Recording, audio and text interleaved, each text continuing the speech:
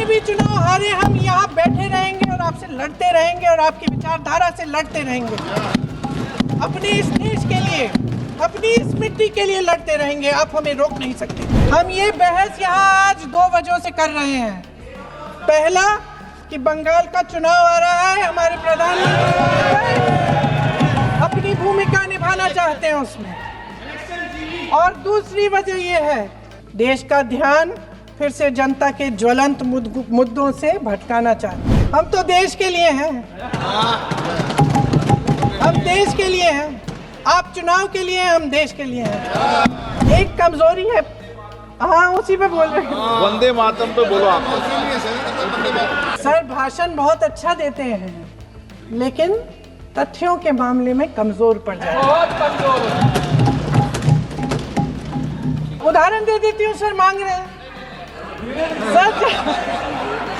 और उदाहरण दूं कि मैं अपना भाषण जारी रखूं? दे रही हूँ। जो वंदे मातरम की जो क्रोनोलॉजी है वो भी आप समझिए, जो असली क्रोनोलॉजी है। समझ रहे हैं आप? प्रधान चुप है तो समझ ही गए होंगे। एक मिनट, हाँ कर दो। क्या अंत में चिड़ी गए? आप बिना तथ्यों के कोई बात नहीं करें। सच ये है कि ये दिखने लगा है, उनका आत्मविश्वास घटने लगा है, उनकी नीतियां देश को कमजोर कर रही हैं। और मेरे सत्ता पक्ष के साथी चुप इसलिए हैं क्योंकि अंदर अंदर से वे भी इस बात से सहमत हैं। Once and for all, let's close the chapter. Close कर लीजिए, देश सुन लेगा क्या क्या शिकायतें हैं, किसने क्या किया, इंदिरा जी ने क्या किया, राजीव जी ने क्या किया, परिवारवाद क्या होता है, नेहरू जी ने कौन सी गलतियां की, सुना लीजिए, फिर खत्म। उसके बाद बेरोजगारी, महंगाई, महिलाओं की समस्याएं, जो पीएमओ में हो रहा है उसकी बातें, उसकी चर्चा। आज भी इस देश के करोड़ों देशवासी जब अपने राष्ट्र ध्वज को फहराते हुए देखते हैं तो उनकी जबान पर वंदे मातरम, वंदे मातरम, वंदे मातरम आता है। अपने देश की आत्मा के इस महामंत्र को विवादित करके आप एक बहुत बड़ा पाप कर रहे हैं। इस पाप में कांग्रेस पार्टी शामिल नहीं होगी। इस चर्चा में भाग लेने का मौका दिया, इसके लिए मैं आपको धन्यवाद देती हूँ। आज जिस विषय पे हम चर्चा कर रहे हैं वह केवल एक विषय नहीं है, भारत की आत्मा का एक हिस्सा है। हमारा राष्ट्रगीत उस भावना का प्रतीक है जिसने सोए हुए, गुलामी में सोए हुए भारत के लोगों को जगाया, जिसने उन्हें हिम्मत दी कि ब्रिटिश साम्राज्य के सामने खड़े होकर वह सत्य और अहिंसा के नैतिक हथियारों के साथ सामना कर पाए। आज ये चर्चा एक भावना के ऊपर है।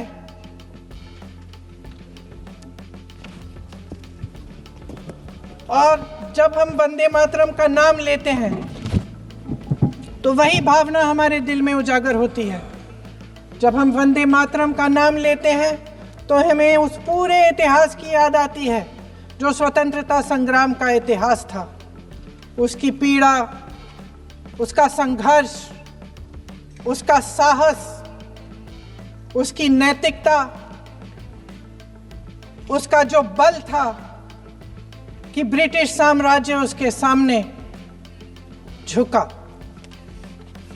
अध्यक्ष महोदय, वंदे मातरम उस आधुनिक राष्ट्रवाद की अभिव्यक्ति है जिसने भारत के लोगों को एक राजनीतिक और नैतिक आकांक्षा से जोड़ा, जिसने भारत के लोगों को एक साझा नियति के उत्तराधिकारी, एक साझा भविष्य के निर्माता के रूप में देखा। लेकिन आज की ये बहस मुझे कुछ अजीब सी लग रही है। जैसे मैंने कहा, ये गीत देश की आत्मा का हिस्सा बन चुका है। 150 सालों से देशवासियों के दिलों में ये गीत बस चुका है। 75 सालों से हमारा देश आजाद है। तो फिर आज इस बहस की क्या आवश्यकता है?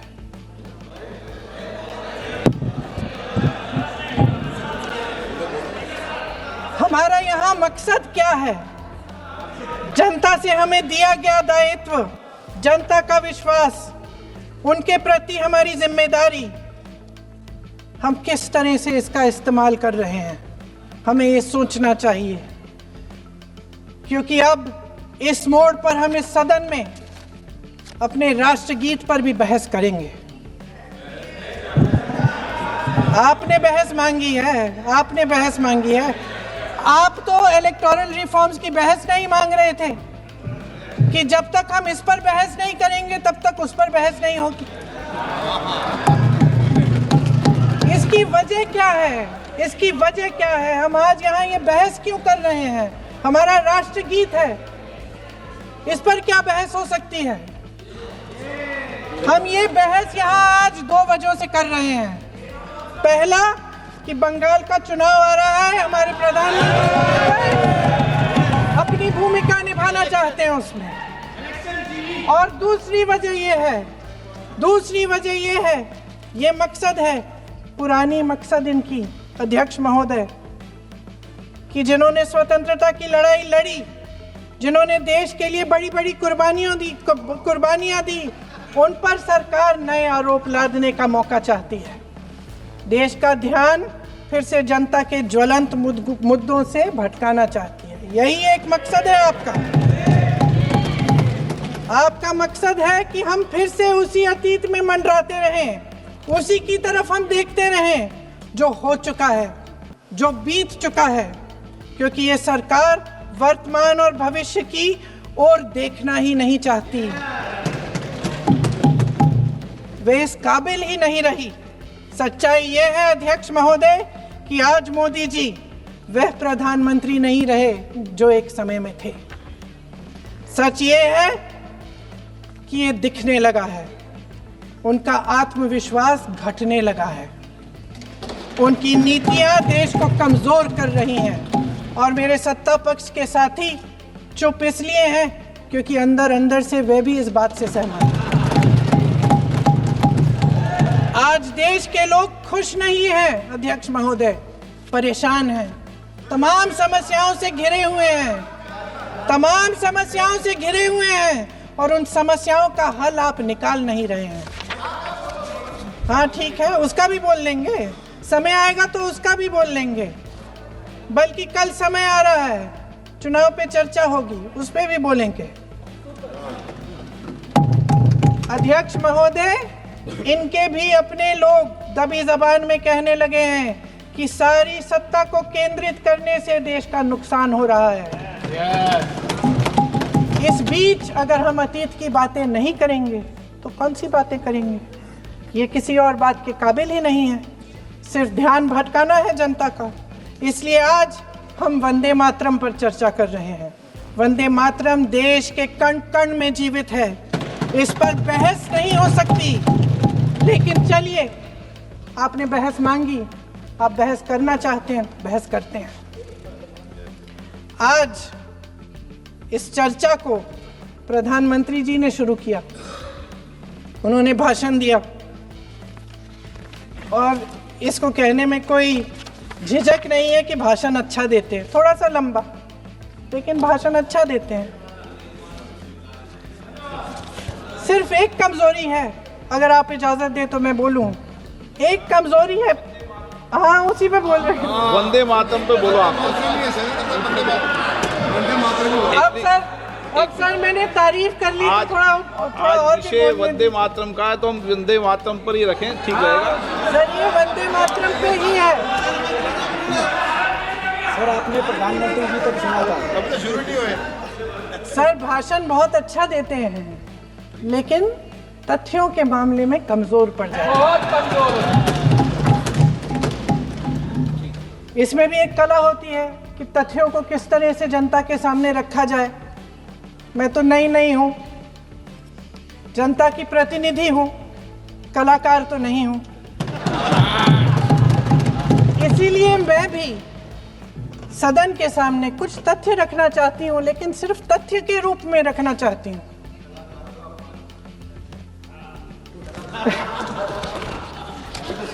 मैं उदाहरण दे देती हूँ सर, मांग रहे हैं सर वंदे मातरम के बारे में, वंदे मातरम की जो सालगिरह पे आपने एक बड़ा कार्यक्रम आयोजित किया था, उसमें प्रधानमंत्री जी ने भाषण दिया। उसमें उन्होंने कहा कि 1896 में पहली बार गुरुदेव रविंद्रनाथ टैगोर ने ये गीत एक अधिवेशन में गाया। उन्होंने ये नहीं बताया कि कौन सा अधिवेशन था। महासभा, हिंदू महासभा का अधिवेशन था, आरएसएस का अधिवेशन था। किस बात से कतरा रहे थे कि ये कांग्रेस का अधिवेशन था। और उदाहरण दूं कि मैं अपना भाषण जारी रखूं। दे रही हूं। जो वंदे मातरम की जो क्रोनोलॉजी है वो भी आप समझिए, जो असली क्रोनोलॉजी है। 1875 में महाकवि बंकिम चंद्र चट्टोपाध्याय ने इस गीत के पहले दो अंतरे लिखे, जो आज हमारे राष्ट्रगीत घोषित हुए हैं, मतलब जो घोषित हुए थे और जिसको हम आज अपना राष्ट्रगीत कहलाते हैं। ये पहले दो अंतरे लिखे 1882 में। 7 साल बाद उनका एक उपन्यास प्रकाशित हुआ, आनंद मठ। उस उपन्यास में यही कविता उन्होंने प्रकाशित की, लेकिन इसमें 4 अंतरे जोड़ दिए। 1896 में कांग्रेस के अधिवेशन में गुरुदेव रविंद्रनाथ टैगोर ने पहली बार ये गीत गाया। 1905 में बंगाल के विभाजन के खिलाफ आंदोलन के समय वंदे मातरम जनता की एकता की गुहार बनकर गली गली से उठा। गुरुदेव रविंद्रनाथ टैगोर जैसे महान स्वतंत्रता सेनानी इस गीत को खुद गाते हुए बंगाल की सड़कों पर उतरे। विद्यार्थियों से लेकर किसानों तक, व्यापारियों से लेकर वकीलों तक, हर कोई ये गीत गाने लगा। इस गीत की शक्ति को समझिए। ब्रिटिश साम्राज्य इसको सुनकर कांपता था और हमारे देशवासी इसको सुनकर वे मन बनाते थे, वे हिम्मत बनाते थे कि इस भयंकर साम्राज्य के खिलाफ सत्य और अहिंसा के नैतिक हथियारों को लेकर शहीद होने की तैयारी करते थे। ये गीत मातृभूमि के लिए मर मिटने की भावना को जगाता है। इस गीत की शक्ति ये है, इस गीत का हमारे देश से जुड़ाव ये है। लेकिन 1930 के दशक में हमारे देश में जब सांप्रदायिक राजनीति उभरी, तब ये गीत विवादित होने लगा। 1937 में, अब ये मैं दूसरा उदाहरण देने वाली हूँ क्योंकि प्रधानमंत्री जी ने अपने भाषण में इसका उल्लेख किया और गलत किया, इसीलिए मैं इसके जो सच्चे जो तथ्य हैं वो आपके सामने रख रही हूँ। 1937 में नेताजी सुभाष चंद्र बोस कांग्रेस का अधिवेशन कलकत्ता में होने जा रहा था, उसका आयोजन कर रहे थे। तो जो मोदी जी ने पत्र सुनाया सदन में 20 अक्टूबर का और कहा कि जवाहरलाल नेहरू जी ने नेताजी को ये चिट्ठी लिखी और ये कहा कि इस पर चर्चा होनी चाहिए, उससे पहले 3 दिन पहले नेताजी सुभाष चंद्र बोस ने पंडित जवाहरलाल नेहरू को एक चिट्ठी लिखी थी, जिसका जिक्र आपके प्रधानमंत्री ने नहीं किया। और इस चिट्ठी में सुन लीजिएगा,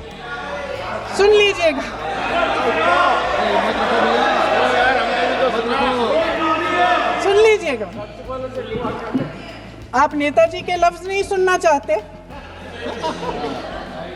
बंगाल का चुनाव आ रहा है।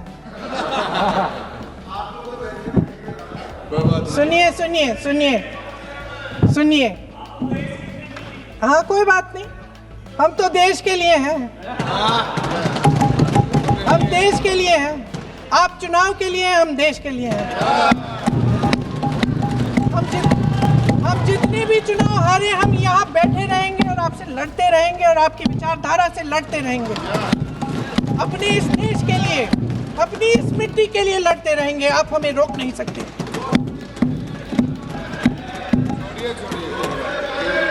सुन लीजिए सुभाष चंद्र बोस जी ने क्या कहा, सुन लीजिए, सुन लीजिए। My dear Jawahar, my dear Jawahar, reference Vande Mataram. We shall have a talk in Calcutta and also discuss the question in the working committee if you bring it up there. I have written to Dr. Tagore to discuss this matter with you when you visit Santi Niketan. Please do not forget to have a talk with him when you visit Santi Niketan. ये 17 अक्टूबर को लिखी जाती है। 10 अक्टूबर को नेहरू जी इसका जवाब देते हैं और आपके और 20 माफ करिए 20 अक्टूबर को, हाँ ठीक है, 20 अक्टूबर को 20 अक्टूबर को नेहरू जी इसका जवाब देते हैं। इस जवाब की एक पंक्ति प्रधानमंत्री जी ने सुनाई, बाकी पंक्तियां क्यों नहीं सुनाई? क्योंकि उनमें नेहरू जी क्या कह रहे हैं? There is no doubt that the present outcry against Vande Mataram is to a large extent a manufactured one by the communalists. Whatever we can do, whatever we do, we cannot pander to communalists' feelings, but to meet real grievances where they exist. I have decided now to reach Calcutta on the 25th morning. This will give me time to see Dr. Tagore as well as other friends. समझ रहे हैं आप? प्रधान चुप है तो समझ ही गए होंगे। फिर क्या होता है? फिर क्या होता है?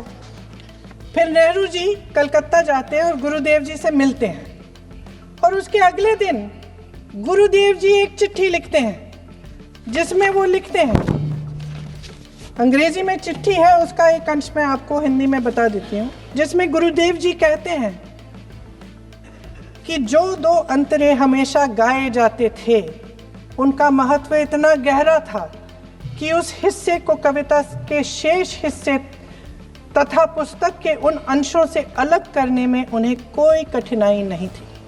उन्होंने ये कहा कि स्वतंत्रता संग्राम में हमेशा से वही 2 अंतरे ही गाए जाते थे और उनको गाते हुए कुर्बानी देने वाले सैकड़ों शहीदों के सम्मान के लिए उन्हें ऐसे ही गाना उचित रहेगा। उन्होंने यह भी कहा कि बाद में जोड़े गए अंतरों का सांप्रदायिक मायना निकाला जा सकता है और उस समय के माहौल में उनका इस्तेमाल अनुचित होगा। इसके बाद 28 अक्टूबर 1937 में कांग्रेस की कार्य समिति ने अपने प्रस्ताव में वंदे मातरम को राष्ट्रगीत घोषित किया। उन्हीं दो अंतरों को कार्य समिति की बैठक में महात्मा गांधी जी, नेताजी सुभाष चंद्र बोस, पंडित नेहरू, आचार्य नरेंद्र देव जी, सरदार पटेल जी, गुरुदेव रविंद्रनाथ टैगोर जी सब मौजूद थे। इस प्रस्ताव के ये सभी महापुरुष इस प्रस्ताव से सहमत थे। आगे क्या होता है ये भी सुना लूं। भारत की आजादी के बाद जब इसी गीत के इन्हीं 2 अंतरों को 1950 में डॉक्टर राजेंद्र प्रसाद जी ने संविधान समिति में भारत का राष्ट्रगीत घोषित किया, तब लगभग यही महापुरुष मौजूद थे। इनके साथ साथ B.R. अम्बेडकर जी भी सभा में थे और इनके साथ साथ मेरे सत्ता पक्ष के साथियों के नेता श्री श्यामा प्रसाद मुखर्जी भी मौजूद थे। वही 2 अंतरे राष्ट्रगीत घोषित किए। किसी ने कोई आपत्ति जारी नहीं की, कोई आपत्ति नहीं जताई। वैसे इन तथ्यों के साथ जुड़ा एक और तथ्य भी है जो मैं यहाँ पे आपके सामने रखना चाहती हूँ। आज हम अपने राष्ट्रगीत पर बहस कर रहे हैं, लेकिन हमारा राष्ट्रगान भी एक कविता का एक अंश ही है, एक लंबी कविता का एक अंश है। और इन दोनों राष्ट्रगीत और राष्ट्रगान के अंश को चुनने में सबसे बड़ी भूमिका गुरुदेव रविंद्रनाथ टैगोर की थी। वंदे मातरम के स्वरूप पर सवाल उठाना, जिसे संविधान सभा ने स्वीकार किया, न सिर्फ उन महापुरुषों का अपमान करना है जिन्होंने अपने महान विवेक से ये निर्णय लिया, मगर एक संविधान विरोधी मंशा को भी उजागर करता है। क्या सत्ता पक्ष के हमारे साथी इतने अहंकारी हो गए हैं कि अपने आप को महात्मा गांधी जी से, रविंद्रनाथ टैगोर जी से, राजेंद्र प्रसाद जी से, बाबा साहब अंबेडकर जी से, मौलाना आजाद जी से, सरदार पटेल जी से, सुभाष चंद्र बोस जी से बड़ा समझने लग गए हैं? मोदी जी का अपने भाषण में ये कहना कि राष्ट्रगीत को एक विभाजनकारी सोच द्वारा काटा गया, उन सब महापुरुषों का अपमान है जिन्होंने अपना पूरा जीवन इस देश की आजादी की लड़ाई में झोंक दिया। वंदे मातरम को विभाजित करने का आरोप लगाकर आप पूरी संविधान सभा पर आरोप लगा रहे हैं, उसके हर एक नेता को दोषी ठहरा रहे हैं। यह हमारी संविधान सभा और हमारे संविधान का खुला वार है। और जहां तक जवाहरलाल नेहरू जी की बात है, जितनी देर हमारे प्रधानमंत्री देश के प्रधानमंत्री रहे हैं, 12 साल हो गए हैं, लगभग उतने ही सालों के लिए जवाहरलाल नेहरू जी जेल में रहे। किस लिए? इस देश की आज़ादी के लिए। उसके बाद 17 साल के लिए प्रधानमंत्री रहे। आप बड़ी आलोचना करते हैं इनकी, लेकिन अगर इन्होंने इसरो नहीं बनाया होता तो आज आपका मंगलयान नहीं होता। अगर DRDO नहीं बनाया होता तो तेजस नहीं बनता। अगर IIT और IIM नहीं बनाए होते तो हम आज IT में आगे नहीं होते। अगर एम्स नहीं बनाया होता तो हम कोरोना की जब बड़ी चुनौती का सामना कैसे करते? हाँ, वही बना कुछ भी। इसका मतलब है इस मुद्दे का जवाब नहीं है आपके पास। अगर इन्होंने BHEL, गेल, सेल, भाखड़ा नंगल ये सब नहीं बनाया होता जो आप सब बेच रहे हैं, तो ये विकसित भारत कैसे बनता? और बाकी पंडित जवाहरलाल नेहरू इस देश के लिए जिए। सुन लीजिए, बाकी भी बेच देंगे। पंडित जवाहरलाल नेहरू इस देश के लिए जिए और देश की सेवा करते करते उन्होंने दम तोड़ा। फिर भी सुन लीजिए, मेरी एक सलाह ले लीजिए। सर, मैं आपके माध्यम से सलाह दे रहे हैं, अब छोड़ना नहीं। सर, मैं आपके माध्यम से एक सलाह दे देती हूँ। हमारे प्रधानमंत्री महोदय 12 सालों से इस सदन में हैं, मैं मात्र 12 महीनों से हूँ। फिर भी छोटी सी सलाह है। उन्होंने अभी हाल ही में चुनाव था, कुछ महीनों पहले उन्होंने एक सूची निकाली थी कि विपक्षी दलों ने और विपक्ष के नेताओं ने कितने अपमान किए हैं इनके, और उसमें शायद 90-99 ऐसे उन्होंने अपमानों की सूची बनाई थी। तो मैं उनको एक छोटी सलाह देना चाहती हूँ कि नेहरू जी से जितनी भी शिकायतें हैं, जितनी भी गलतियाँ उन्होंने की आपके जहन में, जितनी भी गालियाँ देनी है, जितना भी अपमान करना है, उसकी भी एक सूची बना दीजिए। नहीं, बात खत्म नहीं है। 999 अपमान, 9,999 अपमान, सूची बना दीजिए। और फिर हम एक समय निर्धारित करते हैं, जैसे हमने 10 घंटे आज वंदे मातरम पर हमने बहस किया है ना, उस तरह से हम अध्यक्ष महोदय जी से पूछेंगे, एक समय निर्धारित करेंगे, 10 घंटे, 20 घंटे, 40 घंटे, जितने घंटों में आपकी ये शिकायत पूरी हो जाए, माननीय सदस्य, आप शांत हो जाए और हम बहस कर लेंगे। लेकिन इस सदन का कीमती समय, जिसके लिए हमें यहाँ पे जनता ने भेजा है, जैसे हमें जनता की समस्याओं को हल करने के लिए चर्चा करनी चाहिए, इस्तेमाल करना चाहिए, उसको इसी के लिए इस्तेमाल करिए। उसके बाद जैसे अंग्रेजी में कहते हैं ना, जैसे अंग्रेजी में कहते हैं कि once and for all let's close the chapter। Close कर लीजिए, देश सुन लेगा क्या क्या शिकायतें हैं, किसने क्या किया, इंदिरा जी ने क्या किया, राजीव जी ने क्या किया, परिवारवाद क्या होता है, नेहरू जी ने कौन सी गलतियां की, सुना लीजिए, फिर खत्म। उसके बाद बेरोजगारी, महंगाई, महिलाओं की समस्याएं, जो पीएमओ में हो रहा है उसकी बातें, उसकी चर्चा, जो बैटिंग ऐप के बारे में हो रहा है पीएमओ के अंदर, आप जो माननीय सदस्य प्लीज जो एफस्टीन वंदे फाइलों मातरम में में बोलें। आपके मंत्री महोदय के नाम निकल आए हैं, माननीय उसकी चर्चा सदस्य प्लीज करेंगे। आप वंदे मातरम में बोले। आप इधर उधर डाइवर्ट मत हो।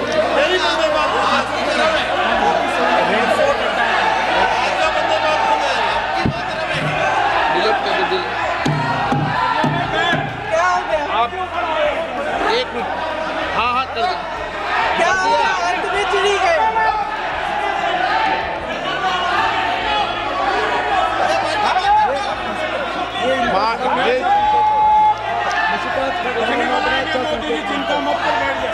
बहुत बढ़िया। माननीय आगे सदस्य एक मिनट, माननीय सदस्य आगे बढ़ो आप महोदय, आगे वंदे बढ़ो। मातरम पर सार्थक चर्चा करें। ठीक सर, इधर उधर सर, बात डाइवर्ट मत यही हो। थी सर, संक्षिप्त में बात यही थी कोई डाइवर्ट नहीं कि होना हम चाहिए अतीत अपन में को। बातें करते रहते हैं। माननीय सदस्य नहीं, आप बिना तथ्यों के कोई बात नहीं करें। आप वंदे मातरम पे बोले उचित रहेगा।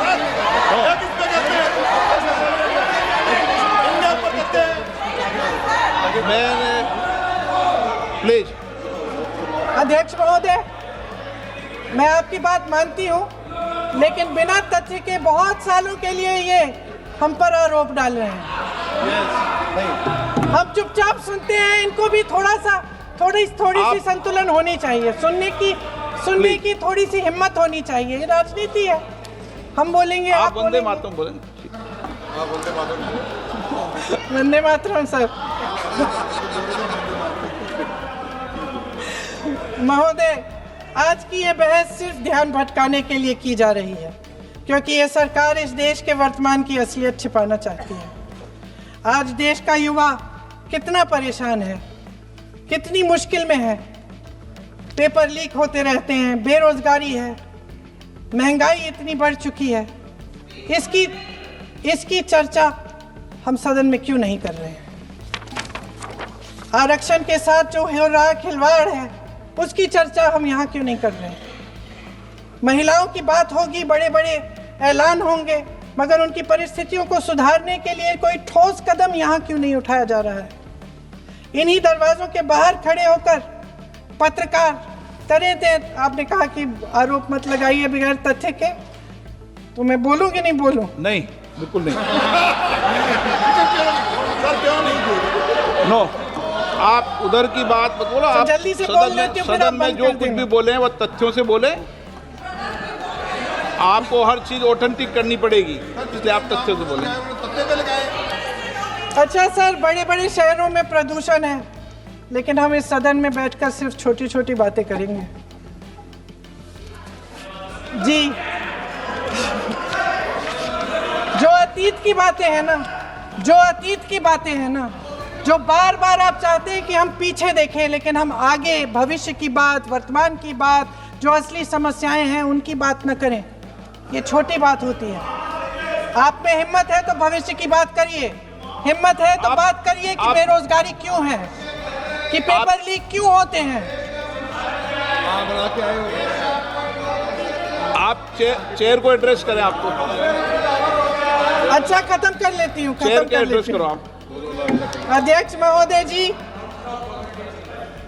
महोदय जी, सच्चाई ये है कि इनका शासन दमन का शासन है। इनकी राजनीति दिखावे की राजनीति है, इवेंट मैनेजमेंट की राजनीति है, चुनाव से चुनाव तक राजनीति है, तरह तरह के ध्यान भटकाने वाले मुद्दों की राजनीति है। वंदे मातरम इस देश की उन्हीं उम्मीदों की गुहार है जिन्हें आपका शासन हर रोज ठुकरा रहा है। आज भी सरहद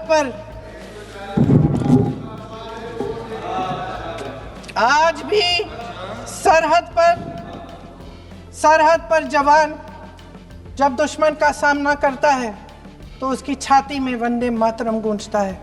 आज भी जब हमारा खिलाड़ी अंतर्राष्ट्रीय खेलों में जाता है तो उसके दिल की धड़कन में वंदे मातरम होता है।